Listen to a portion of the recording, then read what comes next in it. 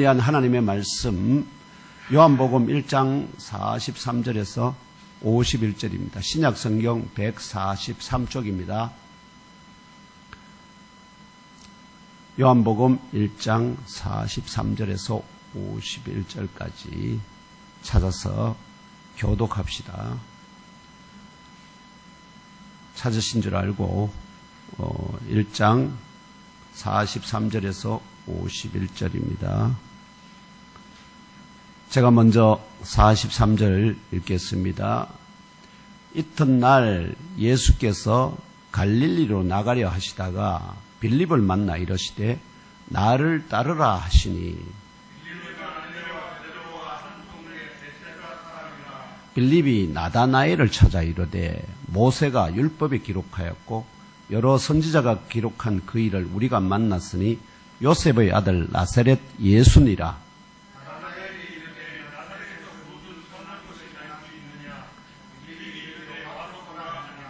예수께서 나다나엘이 자기에게 오는 것을 보시고 그를 가리켜 이르시되 보라, 이는 참으로 이스라엘 사람이라.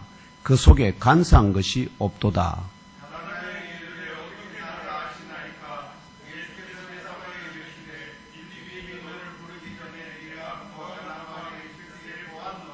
나다나엘이 대답하되 랍비여, 당신은 하나님의 아들이시오 당신은 이스라엘의 임금이로소이다.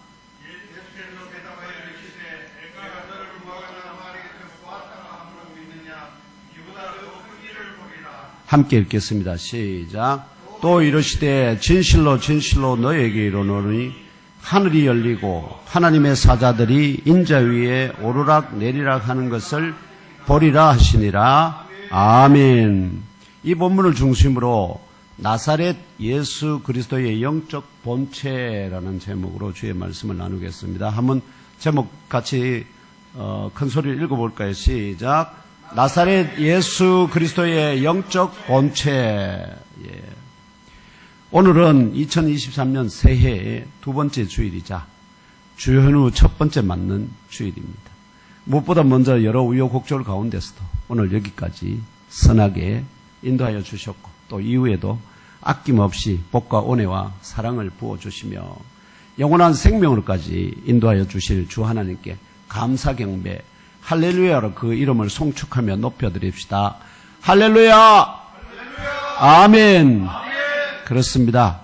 특별히 지금 이 세대에 수많은 사람들이 있습니다. 이 지구상에 약 70억이 넘는 인구들이 있는데 그 가운데 저와 형제 자매 여러분을 택정하여서 속사람을 거듭나게 하시고 영적 지능을 겸비하게 하시며 장성하게 우리를 하시고자 여러 가지 길로 인도하시는 주 하나님 뜻과 작정과 부르심의 소망이 무엇인지, 또 오늘 각자의 한 주간 삶의 보고에 따라 새롭게 하달되는 명령이 무엇인지 주 하나님의 음성을 친히 들으시고 깨달아 알고 믿고 심령에 잘 박힌 못으로 영접하시는 영적 교제와 은혜의 시간 되시고 그 받으신 명령대로 온전히 복종하고 순종하여서 2023년 한 해를 여러분의 해로, 여러분의 승리의 해로, 또한 새해 둘째 주간의 영적 실험과 영적 전투에서 이기고 승리하시기를 참 성전이시오 하늘의 문이 되시는 나사렛 예수 그리스도 이름으로 축복합니다. 아멘. 2주 전에 우리는 갓난아기로 탄생하신 하나님의 아들 예수 그리스도를 기억하고 기념하는 성탄절로 지켰죠. 그리고 지난 주간에는 2023년 신년감사 예몬교회 개척 기념 및 성탄 후 제1주 주일로 지켰습니다. 그래서 이제 예수 그리스도께서 탄생하시고 그 탄생하실 때 어떤 일을 직분과 어떤 그 영적인 정체성 그 본체와 또 직분을 가지시고 이 세상에 임하셨는가 하는 것을 가브리엘 천사를 통해서 마리아에게 전해주었습니다. 그래서 마리아는 그 가브리엘 천사가 전해준 것을 마음의 생각에 잘 간직하고 있었습니다. 그러고 난 다음에 이제 제가 지난주에 연말이 1월이었기 때문에 그 주제에서 약간 벗어나서 하나님께서 우리를 2023년에 승리하는 교회, 또 성령이 불타는 교회, 또 여러분의 삶이 승리하는 2023년이 되게 하시기 위해서 주신 말씀이 있죠. 바로 나에게 어떠한 잘못을 한 자든 먼저 첫 번째 그가 내게 회개를 하든 말든 여러분께서는 마음속으로 어떻게 하라고 그랬죠? 무조건 용서해버려야 됩니다. 그래야 여러분의 영적인 성장을 방해하지 못합니다. 무조건 무조건 용서해 주시고, 그런데 그 잘못한 사람이 와서 내가 회개하노라 하거든 이미 마음으로 용서한 걸 뭘로? 입으로 발설하라는 거예요. 회개하지 않는 사람을 찾아가서 내가 용서하노라 말하지는 말라고 말하십니다. 왜냐하면 그건 오히려 뭘 말하냐? 내가 너보다 더 말하면은 자기를 자랑하는 것으로 비춰지기 때문에 그렇습니다. 아시겠죠? 요게 그래서 무조건 회개하거든 무조건 용서하라. 그것도 하루에 몇 번요? 7번. 베드로가 질문할 때 그럼 몇 번까지 용서해 주셔야 됩니까? 70번씩 몇 번? 7번. 490번까지. 그래서 거기에 7이 계속 나오지 않습니까? 7은 뭐죠? 완전수. 무조건 아무리 많은 횟수라도 용서해라 하는 것입니다. 그러면 용서하는 횟수가 늘어나면 늘어날수록 여러분의 속에 이 지평이 공간이 넓어집니다. 희한한 일이죠. 용서하는데 용서 안 하면 점점 좁아집니다. 근데 용서하면 할수록 여러분의 속이 넓어집니다. 주님께서 충만하게 임할 수 있는 공간이 생긴다는 사실 기억하시기 바랍니다. 그래서 그렇다면 어린 아기로 탄생하신 이 예수께서 구체적으로 어떤 사명, 어떤 영적인 본체를 가지고 이 세상에 오셨으며 어떤 일을 하실 것인지 그거에 대해서 우리는 이제 누가복음을 통해서 우선 기본적으로 알고 있습니다. 그래서 오늘은 마리아의 태에서 처음 난 아들 아기 예수를 모세 율법에 따라 주 하나님 앞에 제물과 함께 2023년 전에 올려드린 주현절을 기억하고 기념하는 주현절 후 첫 번째 맞는 주일입니다. 1세기 당시에 이 첫 번째 주현절 이후부터 나사렛 예수 그리스도께서는 자기를 보내신 하나님의 뜻을 따라 공생애를 시작하는 30세까지 그분의 영적 본체와 직분에 대하여 깨달아 아는 사람은 거의 없었습니다. 말하면 아기를 성전으로 데리고 들어갈 때 두 사람이 아기에 대해서 알아보죠. 아기 알아보지만 그러나 그들은 그분의 메시아라는 정체성 외에는 그분이 구체적으로 어떤 일을 하실 것인가에 대해서 가브리엘 천사가 전해준 내용은 알지 못했습니다. 오직 누구만이 알고 있었죠? 어머니 마리아만 알고 있었습니다. 물론 남편과 요셉과 공유했을 그런 개연성은 충분하죠. 다만 그 어머니 마리아는 이제 아기 예수의 본체와 직분에 대하여 가브리엘 대천사가 전하여 준 바대로 똑똑히 기억하고 있었습니다. 그 내용이 무엇인지 누가복음 1장 32절 33절 함께 읽으면 여기 PT 보여주세요. 예. 함께 읽으면 알아봅시다. 시작. 그가 큰 자가 되고 지극히 높으신 이의 아들이라 일컬어질 것이요 주 하나님께서 그 조상 다윗의 왕위를 그에게 주시리니 영원히 야곱의 집을 왕으로 다스리실 것이며 그 나라가 무궁하리라. 아멘. 가브리엘 대천사가 그 어머니 마리아에게 전하여 준 아기 예수의 영적 본체와 직분은 5가지로 요약할 수 있습니다. 첫째, 그가 탁월, 큰 자가 된다는 큰 자가 메갈로스라 해가지고 큰 자 또는 다른 말로 하면 큰 또는 탁월, 위대한 이럴 것의 뜻입니다. 그래서 그가 탁월 혹은 위대할 것이다 하는 것이 첫째고요. 결국 이것은 뭘 말해주느냐 하면은 예수께서 본격적인 사역을 시작하시면 그때부터 어떻게요? 말씀 선포와 말씀을 듣는 자들이 정말 엄청난 쇼크를 받습니다. 그래서 두 가지 반응을 나타냅니다. 완전히 순종하고 굴복하든지 아니면 어떻게요? 완전히 배척하든지. 누구처럼? 갈릴리 나사렛 고향 사람들처럼 그를 잡아서 어디로요? 그 동네가 건설된 낭떠러지 밑으로 떨어뜨려 죽이려고 하는 그런 정도로까지 어떻게요? 말씀이 강하게 도전이 된다는 것입니다.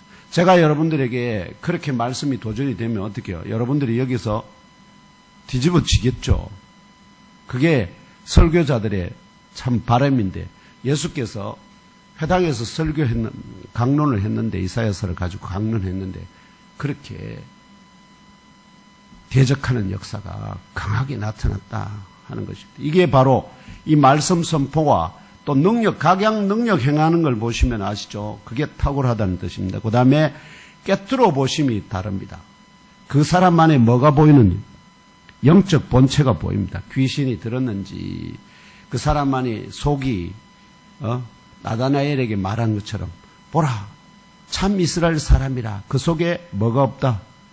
간사한 것이 없다. 어떻게 알 수 있습니까? 우리 민지훈 집사님 안에 간사한 것이 있는지 없는지 제가 어떻게 알겠습니까? 그런데 주님은 어떻게 해요? 보시면 안다는 것. 그 속에 간사한 것이 없다.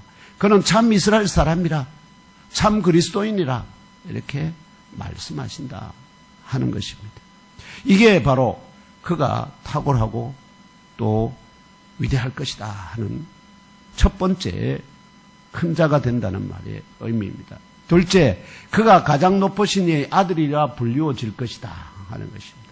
그는 바로 하나님의 아들이라는 뜻인데 이게 죽음을 이기시고 다시 살아 부활하시는 초월적 능력으로 말미암아 하나님의 아들이심을 증명하실 것에 대한 예언입니다. 누가 하나님의 아들입니까? 어떻게 증명하겠습니까? 죽어 없어지는 부처, 공자, 맹자, 이 세상에 일어나는 모든 사람들 다 죽어 없어졌어요. 다윗도 죽어 없어졌어요. 솔로몬도 죽어 없어졌어요. 그런데 죽어 없어지지 않는 자, 그는 사람이 아니라는 거죠. 누구라는 거죠? 하나님의 아들. 그것이 바로 그분이 하나님의 큰 자, 말하면 지극히 높으신 이 아들이라. 왜냐하면 하나님은 영원히 사시는 분이기 때문에 결코 죽을 수 없는 분이듯이 그분의 아들도 어떻게요? 결코 죽을 수 없는 분이시다 하는 걸 말하면 능력으로 증명하실 것에 대한 예언입니다. 가브리엘 천사가 지금 알려준 내용이죠.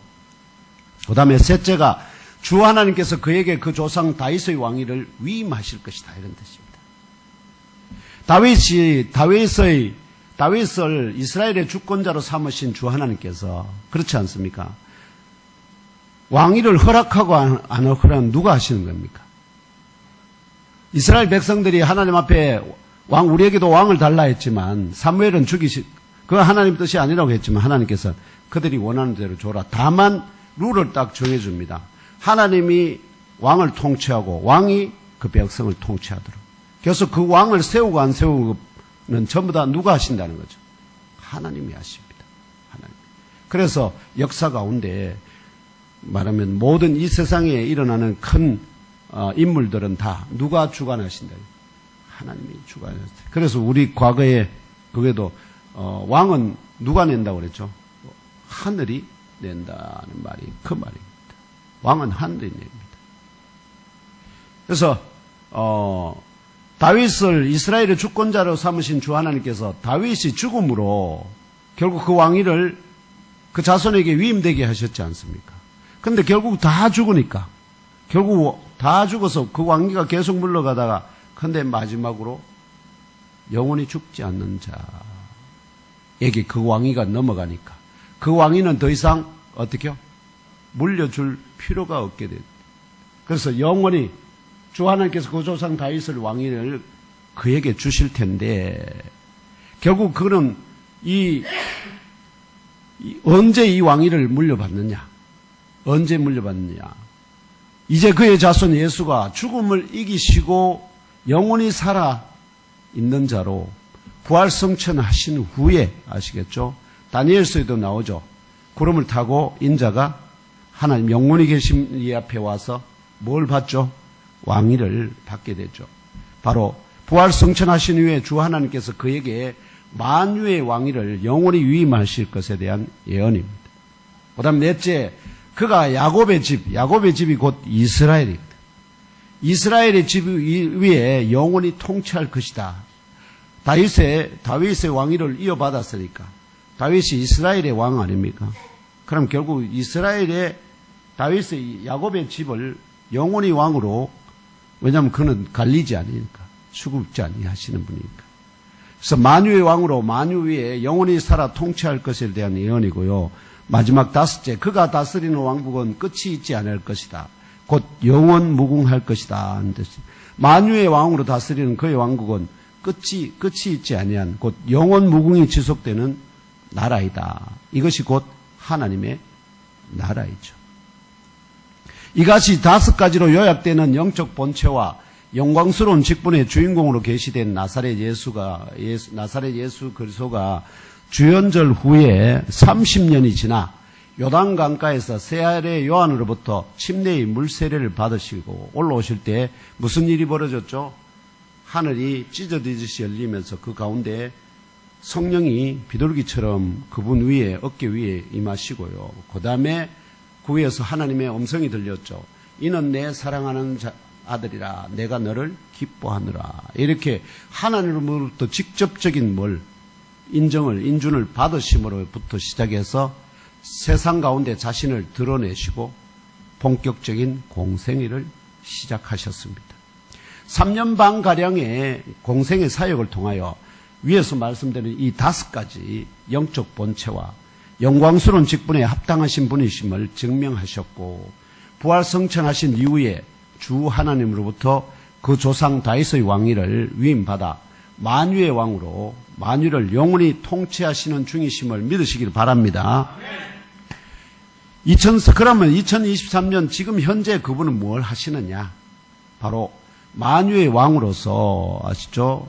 왜 안 오시냐고 궁금해 하시는 분들이 많은데, 이 2023년 지금 현재 만유의 왕으로서 하늘의 영적 머리와 성령으로 연합된 지상의 영적 몸인 교회에 성도들을 자신의 지체로 자신의 손과 발로 삼으셔서 남겨진 구원사역을 계속하시는 중이심을 깨달아 아시고 믿고, 머리가 명령하신 바를 따라 온전히 복종하고 순종하는 참 지체로 살아가시는 복과 권능을 덧입는 저와 형제 자매 여러분 되시기를 주 예수 그리스도의 이름으로 축원합니다. 이게 가장 복된 인생입니다. 그분의 뭐가 되어드린다고요? 손과 발이 되어드리는 거예요. 그분의 지체가 되어드리는 겁니다. 대천사와 가브리엘이 전하여준 이러한 5가지 영적 본체와 직분과 함께 갈릴리 지역을 중심으로 공생애를 시작하신 나사렛 예수께서 제자들을 부르시어 자신의 참 지체로 삼으시는 과정에서 스스로 자신의 영적 본체에 대하여 지금 여기에서 보이는 영적 본체를 뛰어넘는,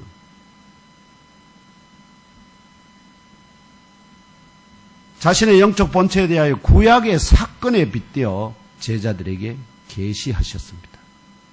바로 오늘 본문의 말씀 가운데 나사렛 예수 그리스도께서 자신의 영적 본체가 2 종류의 그림으로, 예수 그리스도의 영적 본체는 여기서 그림이 있습니까? 큰 자를 어떻게 그림으로 그리죠? 크게 그립니까? 그럼 그거보다 더 크게 그리면 더 큰 자가 됩니까? 그 다음에 지극히 높으신 이의 아들이라. 지극히 높으신 이의 아들, 사람 얼굴 그려가 지극히 높으신 분 어떻게 생긴지 모르는. 그 다음에 그 조상 다윗의 왕위를 그에게 주신 왕관 씌워주면은 왕이 되는 겁니까? 근데 결국 죽은데. 여러 가지로 그림이 선명치 않아요. 이거는 믿음으로 뭐 해야 된다는 거죠? 믿음으로 그냥 영접하는 수밖에 없어요. 그래서 구원자 메시아라는 그림을 말하면 관념적으로 우리가 예수를 바라보고 믿지만 명확한 그림이 없다는 것입니다. 십자가에 달리신 예수, 그리고 그분이 내려오셨다는 것, 살아 부활하셨다는 것까지, 그까지 우리가 이해하면 믿음으로 받지만, 바로 오늘 본문의 말씀 가운데 나사렛 예수 그리스도께서 자신의 영적 본체가 두 종류의 그림으로, 아시죠? 이제 오늘 보여드릴 건데, 두 종류의 그림으로 이미 구약 역사 가운데 그려져 있다고 가르칩니다. 나에 대한 영적 본능, 나의 영적 본체가, 아시겠죠? 나의 본체가 구약에 두 가지 그림으로 이미 그려져 있다. 이걸 말한다는 거죠, 오늘. 그러면은 우리가 어린아이들에게 가르칠 때 제일 쉬운 것이 철학적인 또는 논리적인 걸 사용하는 게 쉽습니까? 아니면 그림이나 동영상이 좋습니까? 당연하죠. 요즘 아이들 부모가 얘기하면 안 들어도 뭐만 갖다 주면, 스마트폰 갖다 주면 막 그냥 어떻게요? 다 찾아요. 가르쳐 주지 않아도 다 찾아가지고 자기 보고 싶은 거 다 보고 다 해요. 희한한 일이죠. 왜냐하면 그냥 자기에게 주는 영감이 있는 거예요. 뭔가 있는 거거든요. 그처럼 오늘 예수께서도 그 제자들에게 뭐 하도록 자기 자신에 대해서 확실하고 분명하게 어떻게요? 자기 정체성을, 자기의 본체를 깨달아 알고 어떻게요? 가슴 속에 팍 새기고 자기를 따라올 수 있도록 도전하는 것이거든요. 그렇다면 나사렛 예수 그리스도께서 부르신 제자들이 자신의 영적인 본체가 무엇인지 단번에 알아볼 수 있도록 계시하기 위하여 가르쳐 보여주신 두 종류의 그림은 어떤 것일까요? 오 고사님 그림 좋아하십니까? 그림 보면은 딱 보면 아이들이 그림 그려내면 색깔 칠 때 집을 그렸는데 엄마 아빠를 멀리 뛰어넘는다든지 아니면은 아이의 아이가 방구석에 처박혀 있는 그림을 그린다든지 할 때 그게 뭔가 메시지가 오죠. 예. 엄마 아빠 손잡고 자기가 가운데서 이렇게 걸어갈 때 그 아이는 행복한 것이거든. 그래서 우리가 그림을 보면은 이 아이가 어떤 마음 상태인지 심리 상태인지 알 수 있듯이 그림을 통해서 우리는 오늘 예수 그리스도의 영적 본체에 대해서 깨달아 알고자 합니다. 그 그림을 여러분들 가슴속에 평생 새기시고 기도하실 때 그 그림을 생각하세요. 그 그림을. 이 그림이 나사렛 예수 그리스도, 자, 이 그림 하나 보여주세요. 이 그림이 지금 유명한 뭐죠? 이 눈밭에, 그죠? 이 희고, 힘배, 눈밭에 나타난 예수 그리스도의 형상이다 해서 유명한 그림 아닙니까? 이게 저작권이 걸려 있어요. 그래서 함부로 다운이 안 돼요. 그런데 제가 이제 어쨌든 기술적으로 이걸 그게 했는데, 이게 진짜 예수 그리스도의 형상으로 여러분은 본체라고 생각하세요? 그 다음에 이게 또 뭐죠? 여기 런던 상공이 나타났다고 우리 수많은 사람들이 카톡이나 이런 데 해서 전달하는 아주 참 황당한 건데. 아무튼 이런, 그 다음에 또 어느 절벽에 이거 보니까 이 그거에 보니까 무슨 예수님의 형상이다. 이렇게 해서 이게 인터넷에 많이 떠돌아요. 제가 서치해서 찾은 그림들이 이거 외에도 수없이 많습니다. 그 중에 대부분은 제가 봤을 때는 조작입니다. 예수님의 그 형상을 어떻게 구름 속에 갖다 끼워 놓고는 그게 마치 그거인 것처럼 이런 포토샵한 사람 것들이 너무 많습니다. 왜 이런 짓을 할까요? 왜 예수님에 대해서 그 본체를 안 보고 그 외적인 모습에 주목하게 할까요? 왜냐하면 영적인 지식이 눈이 없으니까. 영적인 눈이 없으면 무슨 눈으로 세상을 볼 수밖에 없죠? 육적인 눈으로밖에 볼 수가 없어요. 예수님도 아무리 교회를 다녀도 영적인 눈이 열리지 않으면 무슨 눈으로 예수님을 볼 수밖에 없습니까? 육적인 눈으로밖에 예수님을 볼 수 없어요. 그게 이런 현상으로 나타납니다. 이런 현상. 또는 신비주의. 예? 이런 걸 그거 하는 추구하는 사람들이죠. 이 이단들이 그거 할 가능성이 가장 높습니다.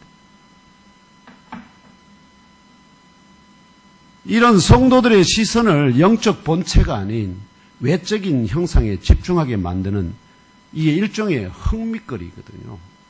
예수를 흥미거리로 전락시키는 겁니다.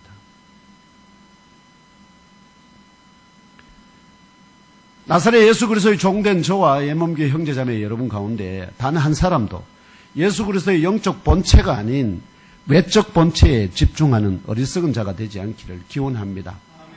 이 그림을 대신해서 여러분들에게 오늘 두 개의 새로운 그림, 진정한 예수 그리스도의 본체를 보여주는 두 개의 그림을 오늘 본문 말씀을 통해서 여러분들에게 소개하고자 합니다. 제가 알기로는 어느 누구도 아직 이 예수 그리스도의 본체를 그림으로 제시한 자가 없는 줄 압니다. 그렇다면 오늘 본문의 말씀이 증언하는 바 첫째, 어떤 배경 가운데 나사렛 예수께서 제자들에게 구약 역사 가운데 계시된 두 종류의 그림을 제자들에게 가르쳐 주는지 우선 알아보고요. 왜냐하면 그 모두에게 말하는 것이 아니라 특별한 고백을 하는 가운데 이 말씀을 하시거든. 믿는 자에게만 주시는 말씀이라 할 수 있습니다. 두 번째로 구약 역사 가운데 미리 그려졌던 두 종류의 그림이 각각 무엇인지, 각 그림과 연계된 나사렛 예수 그리스도의 참된 영적 본체를 마음의 생각에 담아보도록 하겠습니다.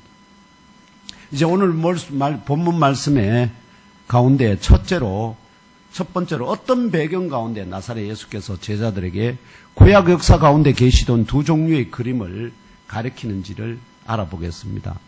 오늘 본문 앞에 요한복음 1장 35절로 42절이 증언하는 바를 참조하시면, 오늘 본문 있죠?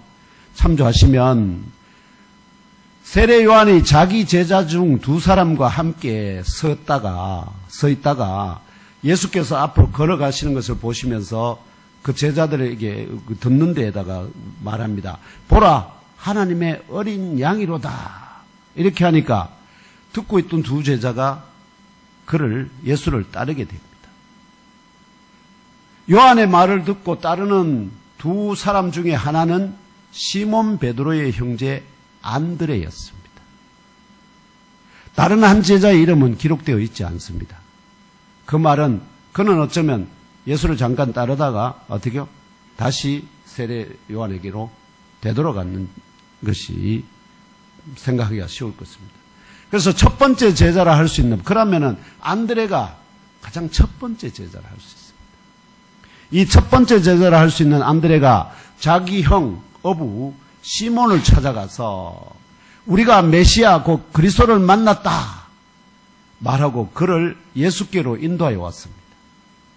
예수께서 그를 보시고 단방에 말씀하십니다. 네가 요한의 아들 시몬이니 장차 게바 곧 베드로라 하리라 예언하십니다. 근데 아마도 이때에는 시몬이 반신반의하였을 가능성이 높습니다. 말만 듣고 반신반의. 그렇기 때문에 그가 전적으로 나사렛 예수를 제자로 따르기 시작하지는 않은 듯합니다. 그는 물고기 잡으러 갑니다. 예수의 말씀도 예수에 대해서는 알지만 그는 그 바로 즉시로 따르지 않고 그는 갈릴리 바다로 물고기 잡는 일을 계속합니다. 그 후에 대낮에 2배의 가득 물고기를 잡게 된 이후에 시몬이 어떻게요? 함께 그 배의 동업자였던 사도 요한까지 모두 다 두 사람이 모든 걸 버려두고 어떻게요? 예수께서 베드로에게 말씀하셨지 않습니까? 이제 네가 후로는 두려워하지 말라. 이제 후로는 네가 사람을 취하는 어부가 되리라. 이 말씀을 듣고는 베드로가 모든 것을 버려두고 요한과 함께 그를 이렇게 해서 본격적인 베드로가 따르게 되었고, 그 베드로가 이 갈릴리 바닷가에서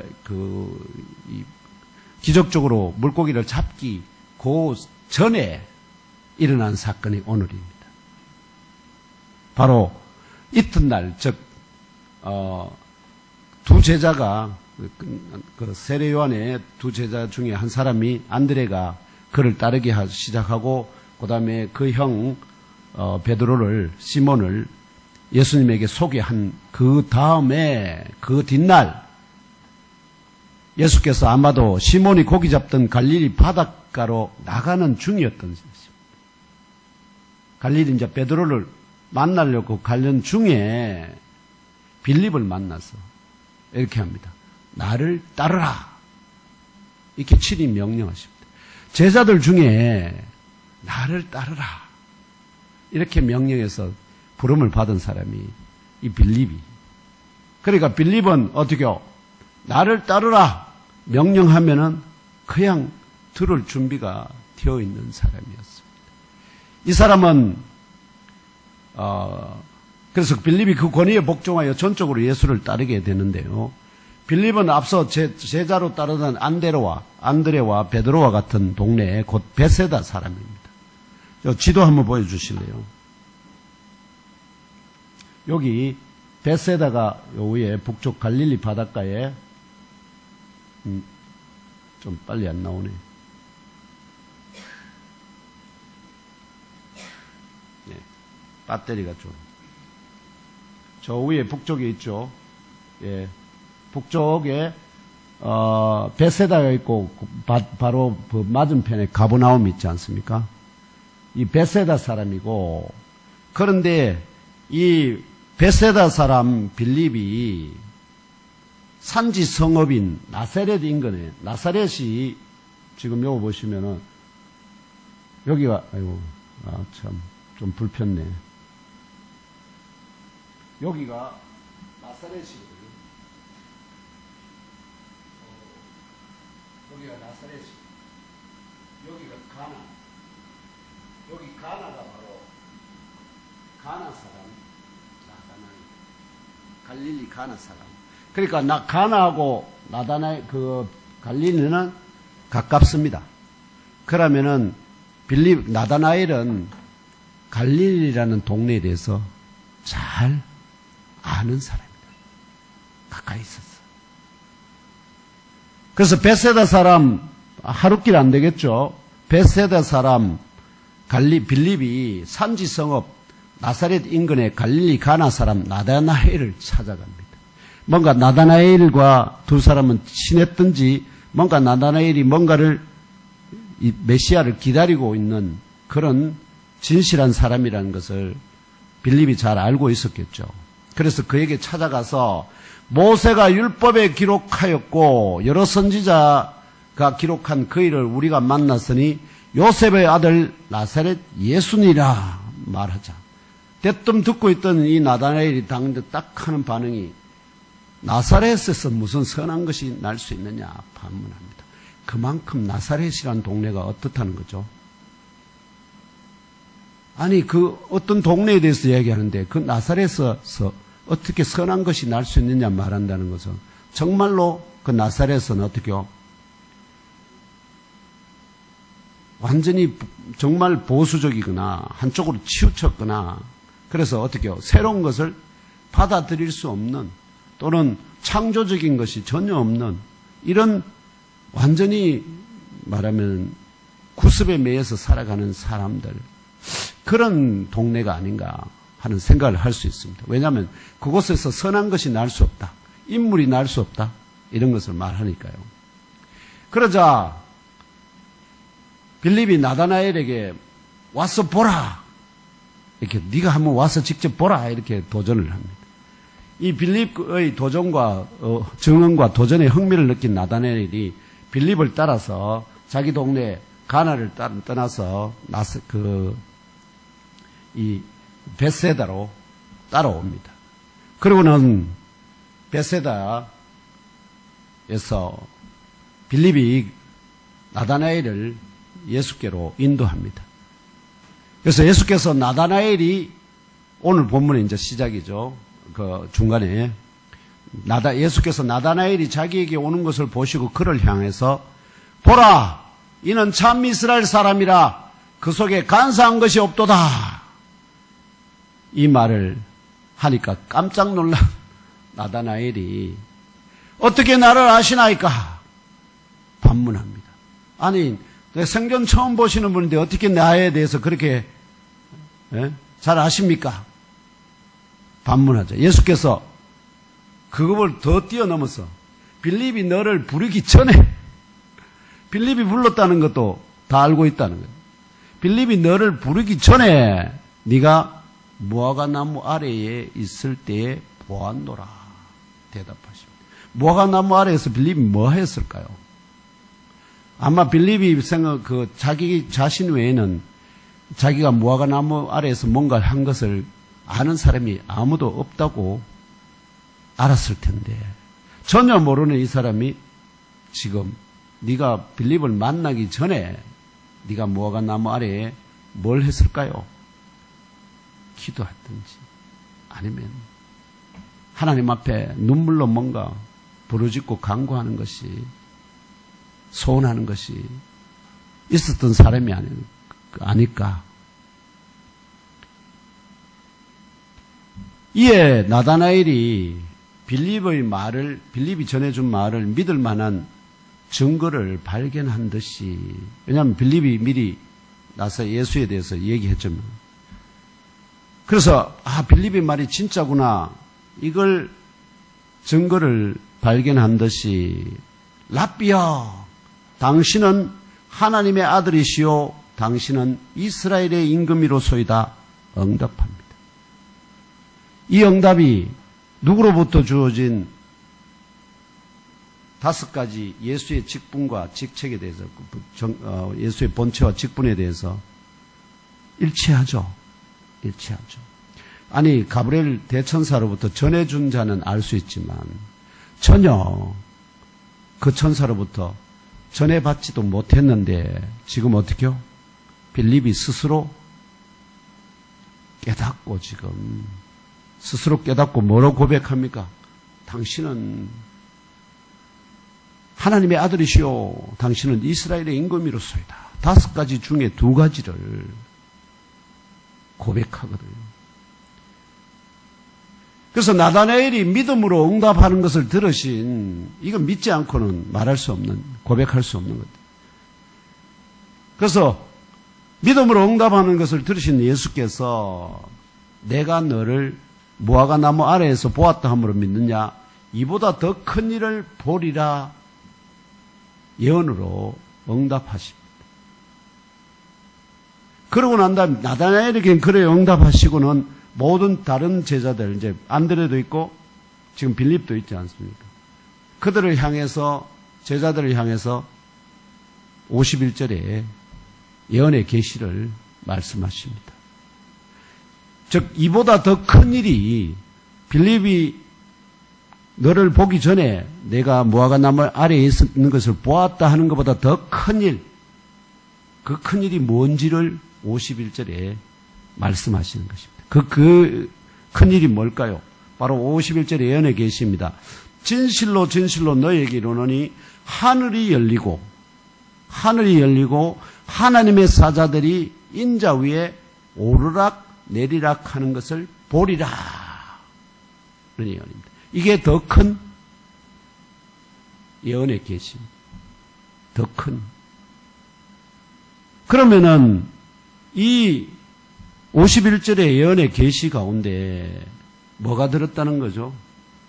예수 그리스도의 영적인 본체에 대한 2가지 그림이 들었다. 어떻게 연결되는지, 왜 이 말씀을 하시는지 의도가.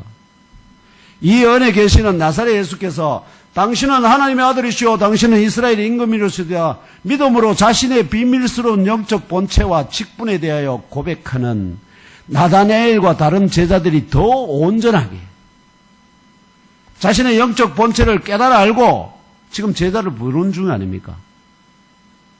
그래서 더 온전히 깨달아 알고 믿고 따르도록 도전하신 것입니다. 이 예언의 계시가 이미 구약 역사 가운데 나사렛 예수 그리스도의 영적 본체가 2가지 그림으로 그려져 있음을 가리킵니다. 이게 직설적으로 보이지 않죠. 왜냐하면은 이게 한번 구약 역사를 정확하게 제대로 알아야만 보이는 것이거든요. 이 두 가지 그림들이 무엇일까요? 들을 게 있는 자는 들을지어다. 이 말씀이 바로 여기. 이 말씀 아무리 묵상하고 상고해도 이게 여기에서 예수 그리스도의 영적 본체가 찾아내는 것은 쉽지 않습니다. 하나님이 가르치셔야만, 성령이 가르치셔야만 깨달아갈 수 있습니다. 이제 오늘 본문의 핵심 명제죠. 두 번째로 구약 역사 가운데 미리 그려졌던 두 종류의 그림이 각각 무엇인지, 각 그림과 연계된 나사렛 예수 그리스도의 참된 영적 본체를 마음의 생각에 담아보는 시간 갖겠습니다. 단계별로 상고해 보겠습니다. 첫 단계로 나사렛 예수 그리스도의 영적 본체가 구약 역사 가운데 두 가지 그림으로 그려져 있다. 부족한 종이, 이게 남의 얘기 아닙니다. 제가 여러분들에게 드리는 증언입니다. 이 말하는 근거는 바로 하늘이 열린다는 거죠. 그 다음에 하나님의 사자들이 인자 위에 오르락 내리락 하는 것을 보리라는 51절의 예언의 계시 때문입니다. 왜냐하면 구약 성경에서, 신구약 성경 통틀어서 오르락 내리락 한다는 이 표현은 딱 3회밖에 없습니다. 구약에 2번, 신약에 딱 1번. 그러면 이들과는 뭔가 연결고리가 있다는 것입니다.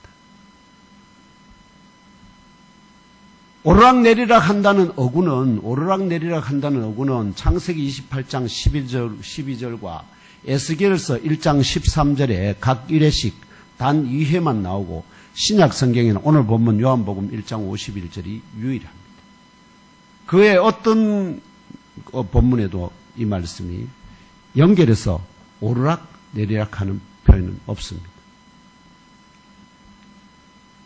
이 본문을 오늘의 본문 말씀과 비교하며 바로 이 본문과, 그래서 두 가지 아까 말씀드렸듯이 창세기 28장 12절과 에스겔서 1장 13절인데, 에스겔서 1장 오늘 예수님께서 말씀하시는 본문과 정확하게 매치되는 본문이 창세기 28장 12절입니다.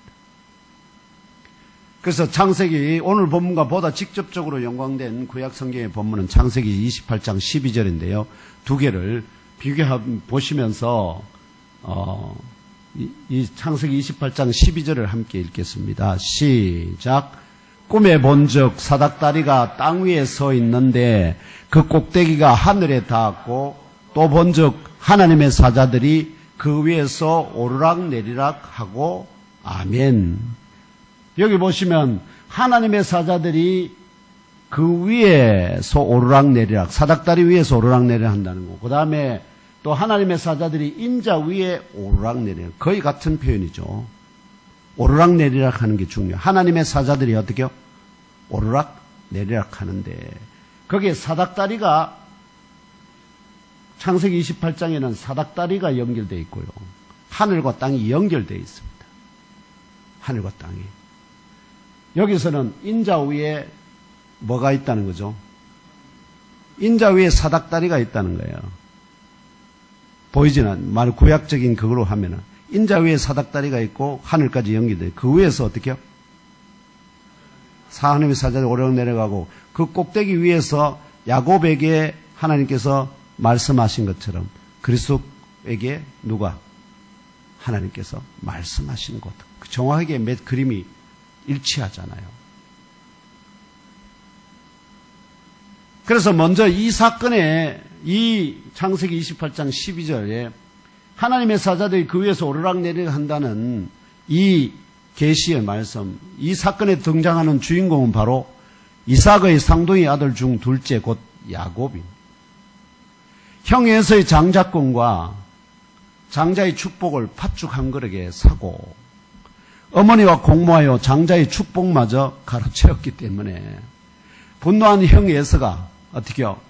쌍둥이 형 에서가, 늙은 아버지가, 왜냐하면 지금 이삭이 눈이 안 보여서 동생과 형을 구분 못할 정도로 그냥 그런 나이이기 때문에 곧 죽는다 하는 것을 이 형 에서가 알고 있거든요.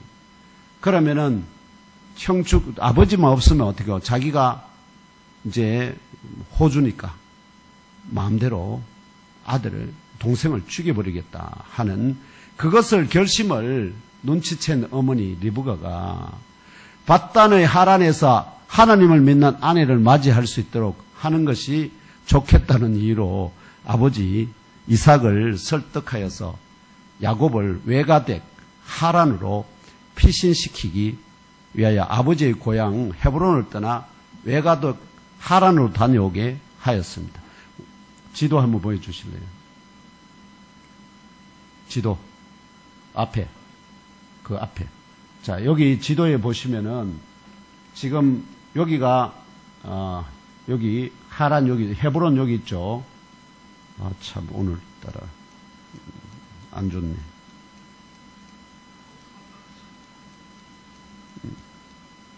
아마 이게 이제 잠깐만요. 이게 그림이 여기 지도가 있어서 보여드려야 됩니다.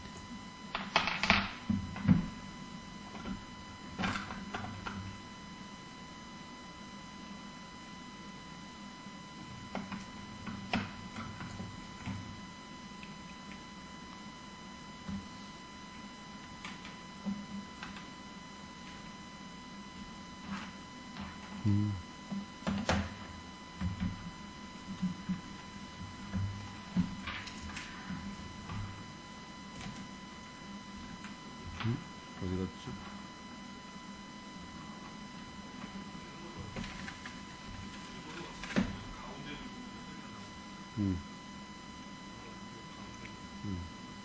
그래.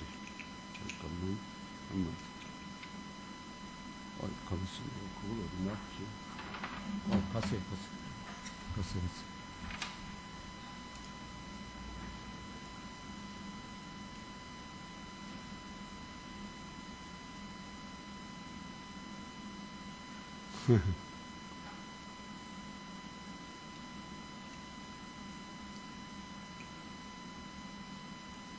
이게 맞는데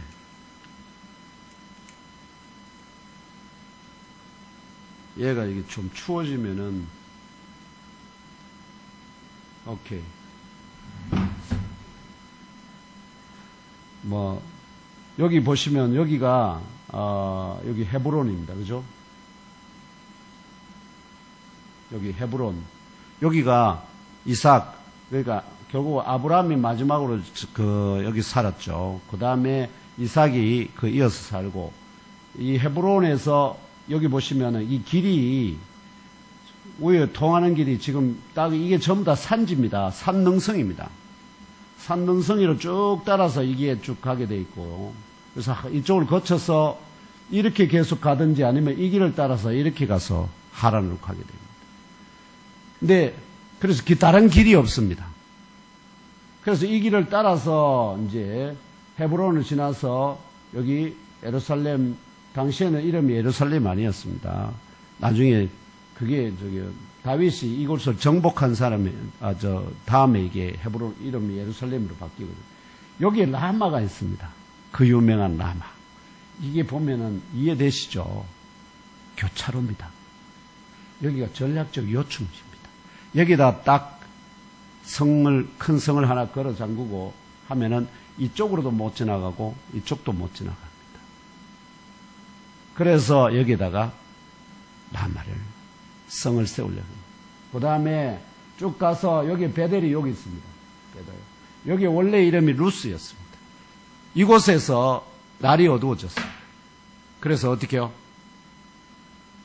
잠을 취할 수밖에 없었어요. 그래서 그때 그 당시에는 아직 마을이 없었어요. 그래서 광야에서 벽에를 탈 만한 벽에를 하나 찾아서 이걸 베고 누웠습니다.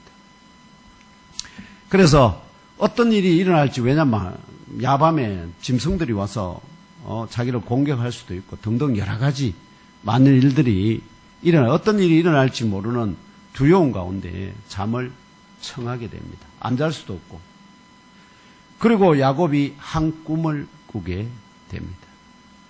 꿈에 본 적 사닥다리가 땅 위에 서 있는데 그 꼭대기가 하늘에 닿았고, 또 본 적 하나님의 사자들이 그 위에서 오르락 내리락 한다. 이걸 보았습니다.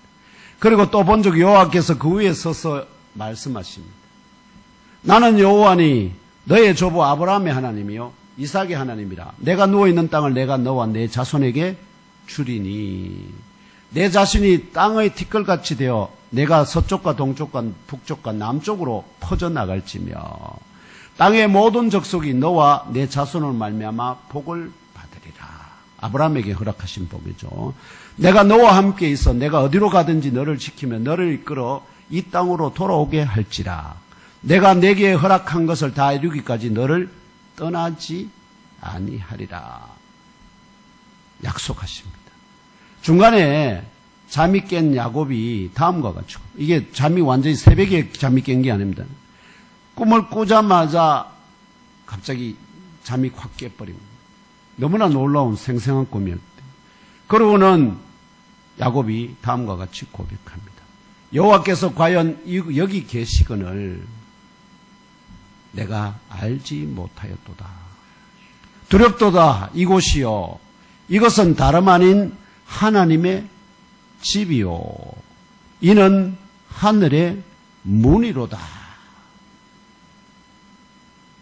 이런 고백 후에 다시 잠든 야곱이 아침에 일찍 일어나서 베개로 삼았던 돌을 가져다가 기둥으로 세우고 그 위에 기름을 붓고, 이 말은 하나님께 제 예배드린 붓고 그곳 이름을 베델이라.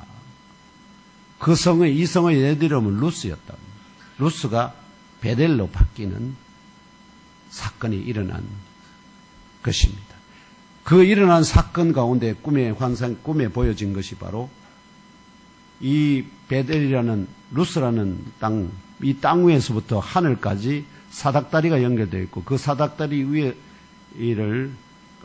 위로 오르락 내리락 하나님의 사자들이 하고 그 사닥다리 끝 위에 하나님이 서 계셔서 야곱에게 지금 말씀하신. 이게 첫째 단계로 우선 요게 이해가 돼야 됩니다.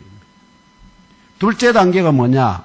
이 구약 역사에 등장하는 야곱이 잠들었던 땅으로부터 위로 하늘의 보좌까지 연결된 사닥다리를 통하여 하나님의 사자들이 오르락 내리락 하듯이 하늘이 열리고 하나님의 사자들이 인자 위에 오르락 내리락 하는 것을 보리라는 나사렛 예수 그리스도의 예언에 계시는 바로 인자가 누구라는 것이죠. 누구 위에, 사닥다리가 어디 위에 있습니까? 베델이라는 땅 위에 있어요. 그런데 지금 하나님의 사자들이 어디로 오르락내리락 합니까? 인자 위에 오르락내리락. 그럼 인자가 뭐라는 거죠? 인자가 베델이라는 거예요. 베델 위에 하나 사닥다리가 그 위에 오르락내리락 하듯이 인자 위에 오르락내리락 인자가 베델이라는 거예요. 베델이 무슨 뜻입니까? 벳엘, 하나님의 집이 하나님의 집. 예수 그리스도의 영적 정체에서 영적 본체는 첫 번째 뭐라는 거죠? 하나님의 집이라는 거예요. 하나님의 집. 그림이 그려집니까? 하나님의 집입니다. 집. 그리스도는 그 얼굴의 형상을 그리는 게 그분의 본체가 아니고요. 어떻게요? 하나님이 거하시는 집, 그것이 하나님이 그리스도의 본체입니다. 두 번째 본체는 뭡니까? 문입니다. 문입니다. 어디로 통하는 문이죠? 하늘로 통하는 문입니다. 하늘의 문입니다.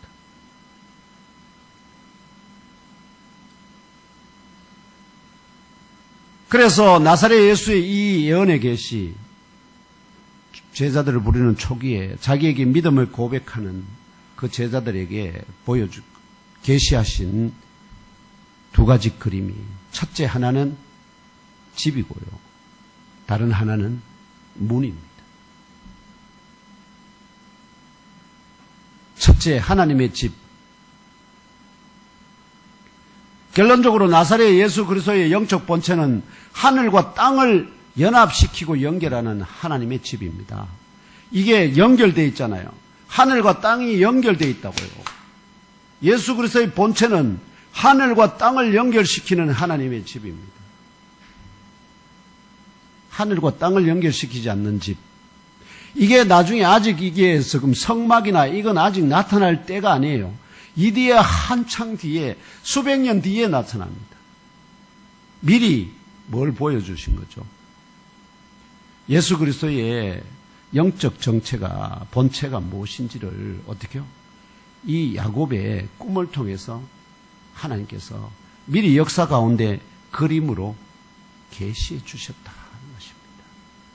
이게 정확한 해석입니다.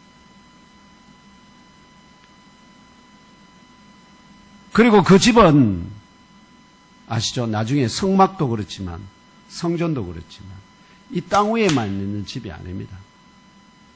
그 땅에 어저께요? 그 집이 뭐로 연결돼서 사닥다리로 연결돼서 하늘까지 연결되어 있는 집이어야 합니다. 그렇기 때문에 구약의 성막이나 아시겠죠? 지금 성전은 다 뭐라는 거죠? 예수 그리스도의 영적 본체에 대한 그림자입니다. 그림자. 그 그림자의 본체가 바로 뭐라는 거죠?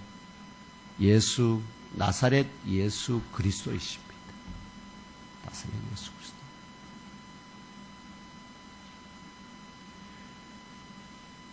그래서 교회는 바로 나사렛 예수 그리스도의 지상에 세워진 베델. 나사렛 예수 그리스도의 몸이 하늘과 땅을 연결하잖아요. 근데 그 머리는 지금 어디 있나요? 하늘에 있어요. 몸은 땅에. 땅에 있는 것이 바로 뭐죠? 베델이에요, 베델.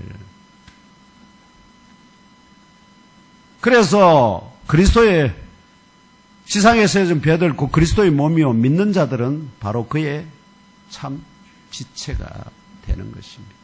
그의 참 지체가 됩니다. 교회는 그리스도의 몸.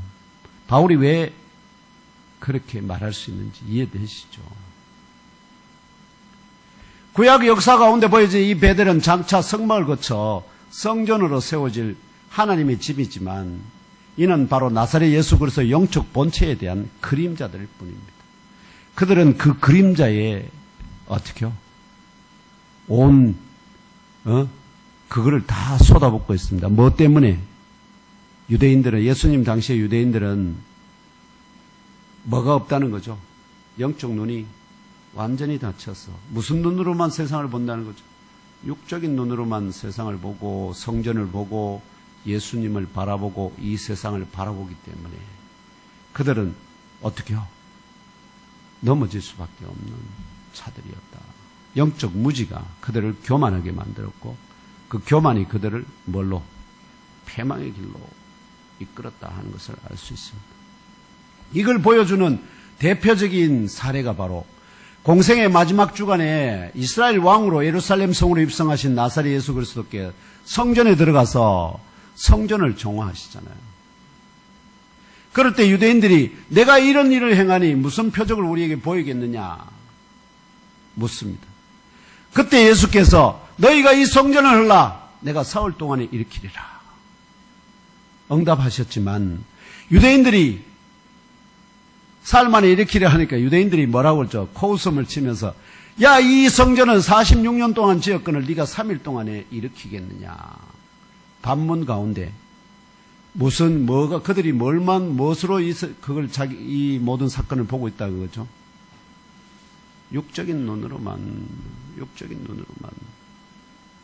그들의 영안이 완전히 감겨 있어 오직 육신의 눈으로만 보이지 않는 주 하나님을 바라보니까 하나님이 보입니까? 안 보입니까? 안 보이니까 그들은 더 이상 어떻게요? 하나님을 찾지 않습니다. 보이는 누구? 로마 총독, 로마 황제, 보이는 성전 여기에 집중하고 아까 예수의 형상 보여드린 그림처럼 어떻게 안 보여주대요? 그 형상처럼 어떻게요? 그 보이는 것에 집중하고 환장하는 사람들이 바로 그와 같은 자들입니다. 아시겠죠? 아셔야 됩니다. 그런 것에 집중하지 마십시오. 예수 그리스도의 영적 본체는 첫 번째 뭐라고요? 하나님의 집입니다. 하나님의 집입니다. 그 하나님의 집이 예수를 영접하는 자들에게는 그 하나님의 집이 어떻게 해요? 여러분 안에 쑥 들어오는 겁니다. 그럼 그 집 안에 내 안에는 모실 수 없지만 그 예수 그리스도라는 하나님의 집 안에 하나님이 계시기 때문에 마치 계란을 먹으면 흰자 안에 노란 자가 있는 듯이 내 안에 그 예수 그리스도를 영접해드리면 내 안에 어떻게요? 하나님의 집이 있고 그 안에 하나님이 거하시는 정말 신비한 역사를 보게 됩니다. 여러분 안에 하나님의 그 집이 있고 하나님의 그 안에 거하시는 것을 믿으시기를 바랍니다. 당시에 제자들도 이해하지 못했습니다. 아니, 저렇게 어떻게 그렇게 하지? 아무리 능력, 왜냐하면 그분이 하시는 엄청난 능력을 다 봤잖아요. 그렇기 때문에 진짜로 그 집을 헐고 3일 만에 이렇게 생각했었는데, 그런데 예수는 성전된 자기 육체를 가리켜 말씀하신 것이라고 요한이 지금 증언하면서 죽은 자 가운데서 살아나신 후에야 제자들이 그 말씀하신 것을 기억하고, 그래서 성경과 예수께서 하신 말씀이 영적인 당신을 중심으로 영적인 그 당신의 본체에 대한 말씀이구나 하는 것을 깨달아 알았다 하는 것입니다. 저와 형제자매 여러분은 영적인 눈이 열려 있어 하나님의 참된 집 곧 영원한 성전으로서의 나사렛 예수 그리스도의 영적 본체를 분명하게 깨달아 아시고 믿고 심령 깊이 영접하시기를 예수님 이름으로 축원합니다. 여러분 안에 하나님의 집이 있습니까? 그 집 안에 하나님께서 거하십니까? 예수 그리스도를 영접하신 분에게는 하나님의 집이 있고 하나님의 성전 안에 하나님이 거하시. 그래서 하나님이 나와 함께 내 안에 계신 게 아닙니다. 착각하면 안 됩니다. 내 안에 계신 것이 아니고 어떻게요? 내 안에 계시는 성전 안에 예수 그리스도 안에 하나님이 계시다는 것. 이 이치를. 그래서 우리의 죄가 어떻게요? 영광의 하나님이 우리 안에 오는 것을 방어하지 못하도록, 말하면 배척하지 못하도록 예수 그리스도가 중간에서 벽이 탁 되어 주시는 것입니다. 둘째 그림은 문입니다. 양의 문입니다. 천국으로 들어가는 유일한 문입니다. 그래서 말씀하십니다. 회개하라, 천국이 가까이 왔다. 그 천국의 문이 하늘에서, 천국의 문이 원래 어디에 있었습니까? 하늘에 있었거든. 그런데 그 하늘의 문이 땅 위에 내려와 자기 백성들 가까이 온 것입니다. 왜냐하면 그곳에 자기 백성들이 그 문으로 들어올 자가 없으니까 문이 직접 어떻게요? 그 백성들 가운데 찾아오신 것입니다.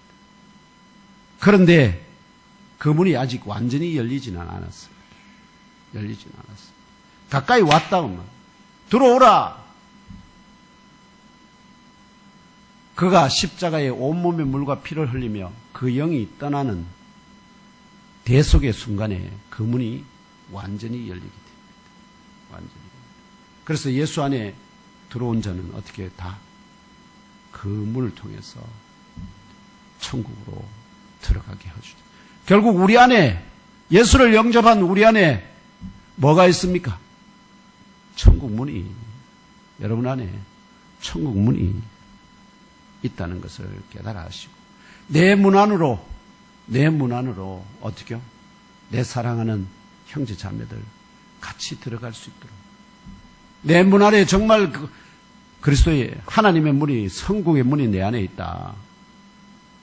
그런 영적인 자존심과 긍지, 또 깊은 영적 지혜 가운데 한 주간 승리하시는 삶을 사시기를 주님의 이름으로 축원합니다.